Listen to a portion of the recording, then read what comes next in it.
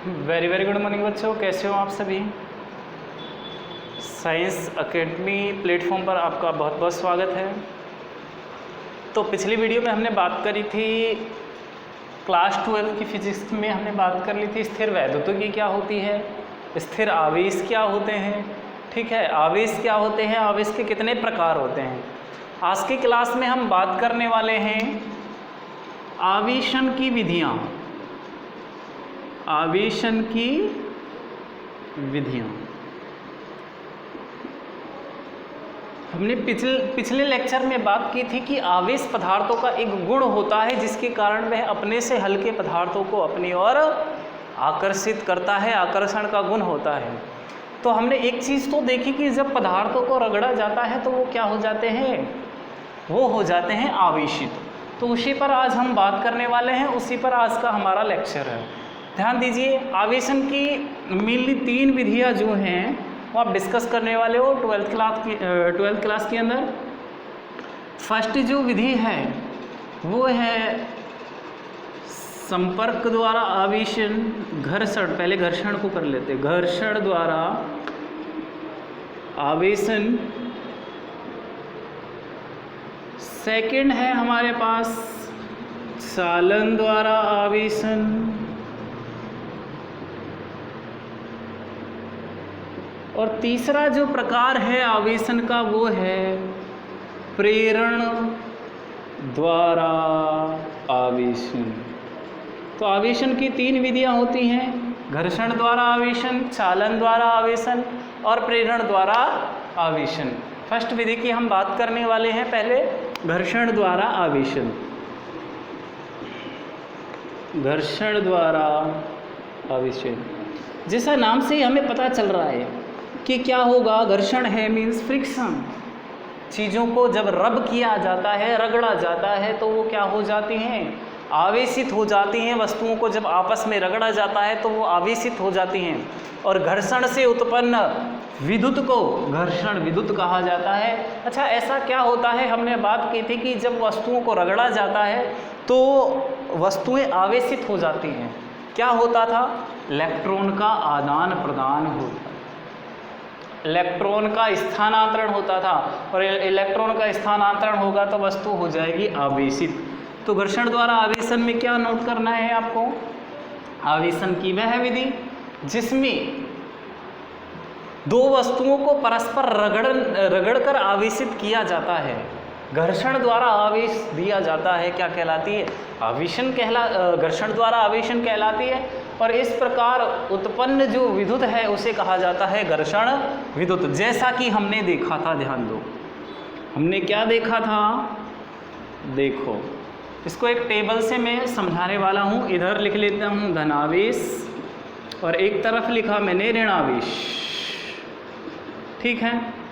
हमने जैसा देखा था, हमने क्या देखा था कि जब थैल से रगड़ रहा था, किसको, थैल से रगड़ रहा था ऊन को, किससे, बिल्ली की खाल से, बिल्ली की खाल से। तो ये वस्तुएं आकर्षण का गुण प्राप्त कर लेती थी जिसे हम आवेश कहते थे। और इस प्रकार जब हमने इनको रगड़ा तो हमने माना, स्वेच्छा से बेंजामिन फ्रैंकलिन का हमने नाम लिया था, उसने माना कि जो ऊन पर जो आवेश आता है उसका प्रकार होगा धनावेश, और जो बिल्ली की खाल पर आता है उससे कहा जाएगा ऋणावेश। ऐसा ही दूसरा हमने रगड़ा था किसको, कांच की छड़ को, कांच की छड़। तो कांच की छड़ पर जो आवेश आएगा उसे मान लिया जाएगा, स्वेच्छा से क्या मान लिया था, धनावेश। और इसे रगड़ा था रेशम के कपड़े से, रेशम के कपड़े से या फिर प्लास्टिक से, प्लास्टिक की रॉड से भी इसे रगड़ोगे तो इस पर जो आवेश आएगा वो कौन सा आवेश आएगा, कांच की छड़ पर आने वाला है धनावेश, और रेशम के कपड़े पर आने वाला है ऋणावेश। ऐसा ही हमने किया था। अच्छा, एक और थर्ड जो है, गिलबर्ट ने किसको किससे रगड़ा था, गिलबर्ट ने किसको को रगड़ा था, एबोनाइट की खाल को, सॉरी एबोनाइट की छड़ को, एबोनाइट की छड़, एबोनाइट की छड़। और इसने रगड़ा था एबोनाइट की छड़ को। बिल्ली की खाल से रगड़ दो या फिर ऊन से रगड़ दो भाई, कोई फ़र्क नहीं पड़ता, बिल्ली की खाल। ठीक है, वहाँ पे ऐसा भी लिख सकते हो ऊन से, ऊन को रगड़ा किससे, सॉरी ये था यहाँ पर बिल्ली की खाल से, थेल्स ने क्या रगड़ा था, अंबर नामक पदार्थ रगड़ा था बिल्ली की खाल से। ठीक है, तो बिल्ली की खाल से एबोनाइट की छड़ को जब रगड़ा तो बिल्ली की खाल हो गई धनावेशित और एबोनाइट की छड़ हो गई ऋणावेशित। अर्थात मतलब यहाँ से ये निकलता है जब दो वस्तुओं को परस्पर रगड़ा जाता है, घर्षण दिया जाता है, तो उसमें क्या उत्पन्न होता है, आवेश उत्पन्न होता है। क्या उत्पन्न होता है, आवेश। और आवेशन की यह विधि कहलाती है घर्षण द्वारा आवेशन। सेकंड विधि की ओर हम चलते हैं। सेकंड विधि हमारे पास आ जाती है चालन द्वारा आवेशन। सेकंड है चालन द्वारा आवेशन, चालन द्वारा आवेशन। ठीक है, चालन द्वारा आवेशन मीन्स, चालन द्वारा आवेशन मीन्स डायरेक्ट यदि किसी चीज़ को आवेश दिया जाए, डायरेक्ट मीन्स सीधे यदि किसी चीज़ को हम आवेश दे रहे हैं तो ऐसी विधि कहलाएगी चालन द्वारा आवेशन। कंडक्टिंग मीन्स दो चालक वस्तुओं में विद्युत धारा का चालन कैसे होता है, जब संपर्कित होती हैं तो ही चालन होता है। ध्यान दो, जैसे एक वस्तु है यहाँ पर, उस पर पूरी तरह से ऋणावेश है। ठीक है, पूरी तरह से इस पर ऋणावेश है। इसके संपर्क में जब मैं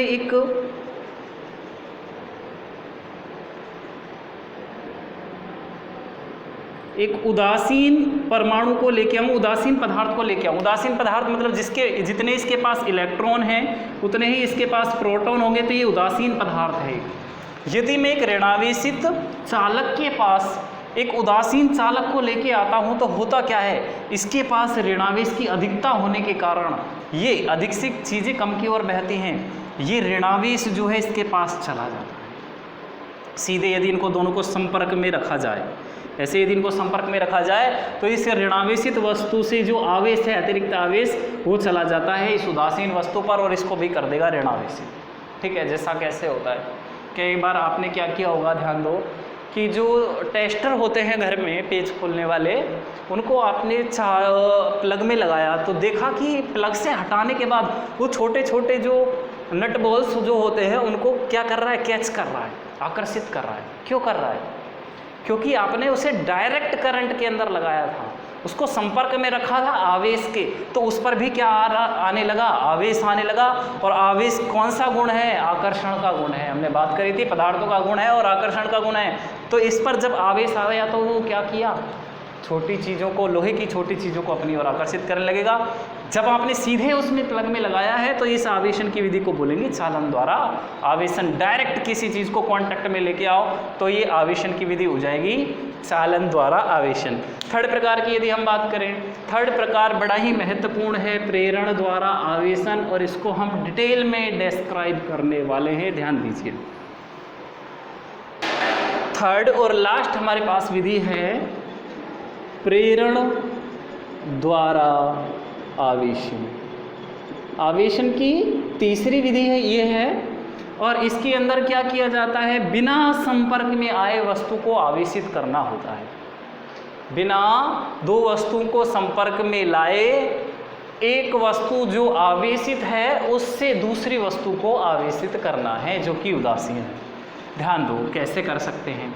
मैंने ये गोला लिया, ठीक है, ये एक चालक गोला है, ए नाम दे देते हैं, चालक गोला ए, ठीक है। इसे मैंने रखा हुआ है एक कुचालक स्टैंड पर, इसे मैं रख देता हूँ कुचालक स्टैंड पर। गोला चालक है, स्टैंड कुचालक है, ध्यान देना। अब क्या कर रहा हूँ, इस गोले के पास यदि मुझे इसे करना है क्या, ऋण आवेशित, तो क्या कर देता हूँ, ध्यान दीजिए, इसके पास एक धनावेशित छड़ ले आता हूँ, इसके पास एक धनावेशित छड़ में लेके आया तो होगा क्या बताओ। ये चालक गोला है, चालक है, मैंने कहा उदासीन है, पर उदासीन का तात्पर्य ये होता है जितने इसके पास इलेक्ट्रॉन है उतनी ही संख्या में इसके पास प्रोटॉन है, मीन्स धनावेश है। जितना ऋणावेश इसके पास है उतना ही धनावेश है। लेकिन जैसे ही मैं एक छड़ लेके आया, छड़ कैसी है, धनावेशित है, धनावेशित है छड़। जैसे ही मैं धनावेशित छड़ लेके आया, होगा क्या, इसके पास जो इलेक्ट्रॉन है वो धनावेश की ओर आकर्षित होंगे। ऐसा ही तो होता है, विपरीत प्रकृति वाले आकर्षित करते हैं। तो ये इस पृष्ठ पर आ जाएंगे आकर्षण के कारण, इसके आकर्षण के कारण। और जो धनावेश है वो दूसरी साइड हो जाएगा ऐसे, प्रतिकर्षण के कारण। ठीक है, इससे प्रतिकर्षण के कारण धनावेश दूसरी सतह पर पहुंच जाता है और ऋणावेश इस सतह पर हो जाएगा। तो होगा क्या, ध्यान दो, इसको बिना हटाए, इसको बिना हटाए मैं क्या कर रहा हूं, ध्यान दो, वही चालक गोला है, वही सब कुछ बना रहा हूं दोबारा से। ये वही कुल चालक स्टैंड है, ये वही चालक गोला ए है, ठीक है। यहाँ पर धनावेश है, यहाँ पर ऋणावेश है, ठीक है। और इस वाली छड़ को मैंने हटाया नहीं है, धनावेशित छड़ को अभी हटाया नहीं है, ध्यान देना, ये वही छड़ है सेम। अब क्या करता हूं, मैं इसके पास एक गोला और ले आता हूं। ये गोला दूसरा है, इस गोले को नाम दे देता हूं बी। सेम कुचालक स्टैंड पर ये भी रखा हुआ है, लेकिन इसके पास जो आवेश है वो है ऋणावेश। कैसा आवेश है, ऋणावेश। तो क्या होगा बताओ, इसको बिल्कुल सटा के रखा, बिल्कुल इसके चिपका दिया, तो क्या होगा, ये जो धनावेश है ये इसके पास जाएगा, बी गोले के पास। चूंकि इस पर ऋणावेश है पहले से, तो ऋणावेश धनावेश को आकर्षित कर रहा होगा, ठीक है। और ये प्रतिकर्षित पहले से कर रहा है, ठीक है। तो ये तो पहले से ही धक्का देना चाह रहा है ये गोला इसको कि बाहर निकलो, ठीक है। और ये गोला चाहता है कि आप मेरे पास, तो इसके पास ये धनावेश चला जाएगा और ए गोला हमारा कैसा हो जाएगा। अब इस छड़ को, इस गोले को बी को भी हटा दिया, गोले बी को हटा दिया बिना इसे हटाए, ध्यान दो। तो ये छड़ कुछ ऐसी हो जाएगी, ये प्लस आवेश है वैसा ही जैसा था, और इस पर ये क्या बचा हुआ है, ऋणावेश बचा हुआ है कि नहीं बचा हुआ है। आपने इस छड़ को हटाया नहीं है तो ये ऋणावेश नहीं जाएगा उसके पास। क्यों नहीं जाएगा, क्योंकि ये पकड़ के रखा हुआ है इसे। और अब इस छड़ को भी आप हटा लो तो ये ऋणावेश इस पर एक समान रूप से फैल जाएगा, और ये जो गोला है, गोला जो उदासीन था, ये गोला जो उदासीन था अब हो जाएगा ऋणावेशित। अब ये गोला ही हो जाएगा ऋणावेशित, जिसे आप कहते थे उदासीन गोला, वो हो जाएगा ऋणावेशित। हमने दो चालक गोलों को बिना संपर्क में लाए, इसको और इसको संपर्क में नहीं लाए हम। इसको और इसको मैंने कभी संपर्क में लाया क्या, इसको और इसको बिना संपर्क में लाए, ये हमेशा दूर रहे। ये वाला धनावेशित छड़ और ये वाला गोला, ये वाला धनावेशित छड़, ये वाला गोला, बिना इन दोनों को लाए संपर्क में हमने इसको आवेशित कर दिया। तो प्रेरण जो है आवेशन की ऐसी विधि है जिनमें दो वस्तुओं को बिना संपर्क में लाए बिना आवेशित किया जा सकता है।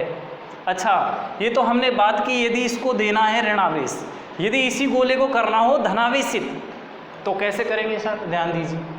अगर इसी गोले को करना है धनावेशित तो सर कैसे करेंगे, तो ऐसे करेंगे।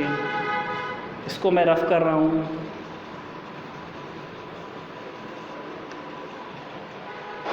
इसी गोले को मुझे करना है, अब की बार करना है मुझे धनावेशित। ये वही गोला ए और अभी है ये उदासीन, लिख देता हूँ। और ये सेम कुचालक स्टैंड है, ये भी स्टैंड है, और हमें इसे करना है धनावेशित। तो छड़ लेके आओ ऋणावेशित। अब की बार छड़ लेके आया, ये रेशम का कपड़ा लेके आया, जो भी लेके आया, ये ऋणावेशित है। ये लो ऋणावेशित छड़, ठीक है। ऋणावेशित छड़ इस गोले के पास में लेके आ रहा हूँ, तो होएगा क्या, ये उदासीन है, लेकिन जैसे ही ऋणावेशित छड़ बिल्कुल इसके चिपकाया नहीं है मैंने, जैसे मैं लेके आऊँगा इसका धनावेश ऐसे ऐसे ऐसे ऐसे ऐसे ऐसे ऐसे इस पृष्ठ पर इकट्ठा होगा। होगा कि नहीं होगा? ये आकर्षित करेगा दोनों, ये minus minus minus minus minus इधर इस पृष्ठ पर हो जाएगा कि नहीं हो जाएगा? अब इस गोले को क्या कर रहा हूँ, ध्यान दो, धनावेशित करने के लिए इस वाली सतह को मैं कर देता हूँ भूसंपर्कित। भूसंपर्कित, भूसंपर्कित मतलब अर्थिंग, अर्थिंग मतलब ग्राउंडिंग। बोले कि सर पर्यायवाची बोलते रहते हो। अर्थिंग कर दी इसकी, अर्थिंग, अर्थिंग कर दी तो होगा क्या, इससे धनावेश आएगा और ये अर्थ से धनावेश आता है और इसको क्या कर देगा, इसको कर देगा शून्य, ऋणावेश का समाप्त कर देगा। ठीक है, अर्थ से अर्थिंग जब होती है तो ये ऋणावेश को कर देता है समाप्त। और चूंकि हमने क्या किया है, चूंकि हमने इस छड़ को हटाया नहीं है, अभी हटाया नहीं है, तो ये धनावेश जो है वो ज़मीन में नहीं जा सकता। ठीक है, अगर इस छड़ को हटा दे तो वो ज़मीन में चला जाएगा, लेकिन मैंने ये छड़ नहीं हटाई है तो ये ज़मीन में नहीं जा सकता क्योंकि इसको खींच रहा है ऋणावेश। अब क्या करूं, इसको भूसंपर्कित को हटा दूं पहले। इस भूसंपर्कित जो चीज़ हमें लिखी है उसे मैं देता हूं हटा, और भूसंपर्कित हटाने के जस्ट थोड़ी देर बाद मैं किसको हटा दूंगा, इस पर plus plus plus plus plus रहेगा। ठीक है, अब इसको जैसे मैंने भूसंपर्कित हटा दिया पहले, उसके बाद ये ऋणावेशित छड़ भी हटा दूँ तो वो धनावेश जो है एक समान रूप से फैल जाएगा और ये छड़ हो गई धनावेशित। ये गोला सॉरी, ये हो गया धनावेशित जिसे कहते थे आप उदासीन, अब हो गया है धनावेशित। अब इसमें एक गुण आ गया है कि ये वस्तुओं को क्या कर सकता है, आकर्षित करता है। ये हमने 3 विधियाँ पढ़ी, एक बार फिर से मैं इनको रिपीट कर देता हूँ। 3 विधियाँ हमने आवेशन की पढ़ी हैं। थर्ड वाली प्रेरण ही है, पहली घर्षण थी, सेकंड जो है वो चालन थी। ठीक है, अच्छा नेक्स्ट आज हम आज ही की क्लास में बात करने वाले हैं, क्या बात करने वाले हैं, बात करने वाले हैं आवेश की प्रॉपर्टीज़ की, प्रॉपर्टीज ऑफ चार्ज, आवेश के गुणधर्म, आवेश के गुणधर्म, आवेश के गुणधर्म।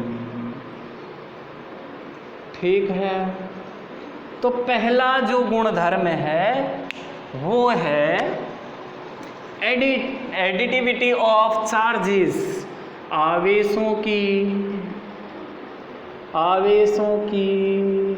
योज्यता, आवेशों की योज्यता। ये कह रहा है आवेशों की योज्यता मतलब जुड़ना, आवेश कैसे जुड़ेंगे, कैसे घटेंगे, घटना। ठीक है, तो आवेश एल्जेब्रिकली घटते हैं, एल्जेब्रिकली जुड़ते हैं। एल्जेब्रिकली मीन्स बीजीय गणितीय योग होता है, किसी वस्तु पर कुल आवेश उस पर उपस्थित अलग अलग आवेशों के योग के बराबर होगा। मतलब क्या है, बीजगणितीय योग होता है सर, किसी वस्तु पर कुल आवेश कितना होगा, अलग अलग आवेश को जोड़ दो इतना होगा। कैसे, मैं कहता हूँ एक वस्तु पर आवेश है, कितना आवेश है, +2 coulomb, -1 coulomb, +4 coulomb, +6 coulomb, -2 coulomb, इस पर इतना आवेश है अलग अलग जगह। तो इस पर कुल आवेश कितना होगा ये पूछ लिया जाए आपसे। कुल आवेश कैसे होगा, कैसे आवेशों को जोड़ोगे, तो कुछ नहीं करना, बस जो प्लस प्लस वाले हैं उनको प्लस कर दो। 2 प्लस का है, 4 प्लस का है, 6 प्लस का है। ठीक है, प्लस प्लस वालों को प्लस कर दिया और माइनस वालों को सीधा माइनस। 2 4 6 6 12, -1 -2 कितना बचा, 11 11 2 9। तो इस पर टोटल जो चार्ज होगा वो 9 कूलाम होगा। इसमें क्या बड़ी बात है, इसमें बड़ी बात है। ठीक है, इसमें बड़ी बात क्या है, वो ये है कि आवेश भी एक स्केलर क्वांटिटी है। आवेश जो है वो एक अदिश राशि है, अदिश। इसको व्यक्त करने के लिए दिशा की आवश्यकता नहीं पड़ती, इसलिए इनका जोड़ घटाव जो होगा वो किसकी तरह होगा, अदिशों की तरह होगा, एल्जेब्रिकली होगा, बीजगणितीय योग होता है इनका। क्या होगा, बीजगणितीय योग। बीजगणितीय योग का मतलब आप समझ गए हो, जो प्लस प्लस वालों को है उन्हें जोड़ दो और जो माइनस वाले हैं उन्हें घटा दो। ठीक है, ऐसे एक और क्वेश्चन जैसे कह दिया जाए किसी वस्तु पर आवेश 3Q, 4Q, 10Q, -5Q है, इतना है। ऐसे ऐसे आवेश रखें, तो उस वस्तु पर आवेश टोटल कितना होगा, कूलाम कितना होगा, कितना आवेश होगा।